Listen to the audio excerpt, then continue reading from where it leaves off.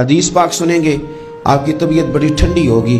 میرے نبی پاک صلی اللہ تعالی علیہ وسلم نے ارشاد فرماتے ہیں کہ جو بندہ سوال سے بچنا چاہے گا، ارادہ کرے گا اللہ میں نے کسی سے نہیں مانگنا، فرمایا جو سوال سے بچنا چاہے گا رب اسے سوال سے بچا لے گا۔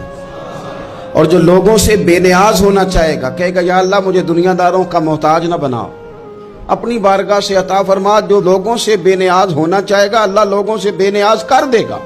اور فرمایا جو صبر کا ارادہ کرے گا اللہ اسے صبر کی توفیق بھی عطا فرما دے گا۔ ارادہ تو کرے، پروگرام تو بنائے، توفیق تو اللہ دے گا۔ جو صبر کا ارادہ کرے گا اللہ صبر کی توفیق بھی عطا کر دے گا۔ اور حضور صلی اللہ تعالی علیہ وسلم فرمانے لگے یاد رکھو کسی بندے کو جو بہترین تحفہ دیا گیا ہے نا، اگر کسی کو کوئی بہترین عطیہ ملا ہے تو پھر اللہ تعالیٰ نے اسے صبر عطا فرمایا ہے۔ یہ بہترین تحفہ ہے، اس سے زندگی سنور جاتی ہے، اس سے انسان باوقار اور مطمئن ہو جاتا ہے، اس سے اس کے شب و روز آسانی سے بیتتے ہیں، وہ دنیا کی پگڈنڈیوں سے آسانی سے گزر کے اللہ کی بارگاہ عالی مرتبت میں سرخرو ہو کر حاضر ہو جاتا ہے۔ لیکن اگر بے حوصلہ ہو، صبر نہ ہو، پھر نقصان روز بروز بڑھتا ہے۔ اور پھر میرے رسول پاک صلی اللہ تعالی علیہ وسلم ارشاد فرماتے ہیں کہ اصل بات یہ ہے کہ اللہ تعالیٰ نہ کسی بندے کا درجہ بلند کرنے کا ارادہ فرماتا ہے، لیکن اس کے اعمال اس طرح کے نہیں ہوتے کہ اس کا درجہ بلند کیا جائے۔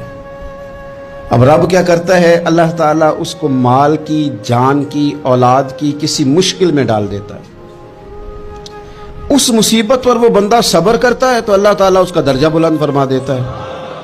اعمال اس قابل نہیں تھے کہ درجات بلند ہوں، وہ اعمال کی بنیاد پر نہیں کر سکتا تھا تو اللہ نے کسی مشکل میں ڈال کے نہ اپنے فضل سے درجہ بلند کر دیا۔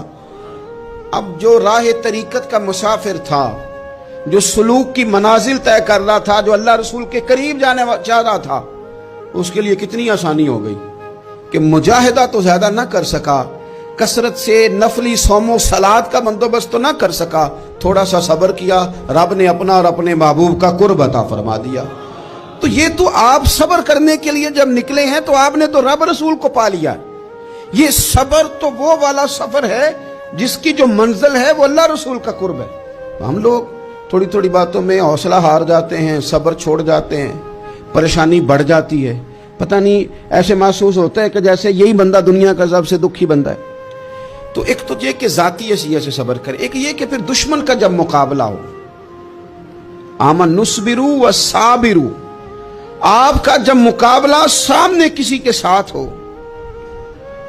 تو پھر تیر، تلواریں، اسلحہ، بندوقیں یہ نہیں زیادہ لڑتی، میدانوں میں حوصلے لڑتے ہیں، میدانوں میں صبر لڑتا ہے، میدانوں کے اندر توانائیاں لڑتی ہیں۔ میدان کربلا کے اندر کوئی مقابلہ نہیں تھا تیر کا تیر کے ساتھ، تلوار کا تلوار کے ساتھ کوئی مقابلہ نہیں تھا۔ میدان کربلا کے اندر ظلم کا صبر سے مقابلہ تھا۔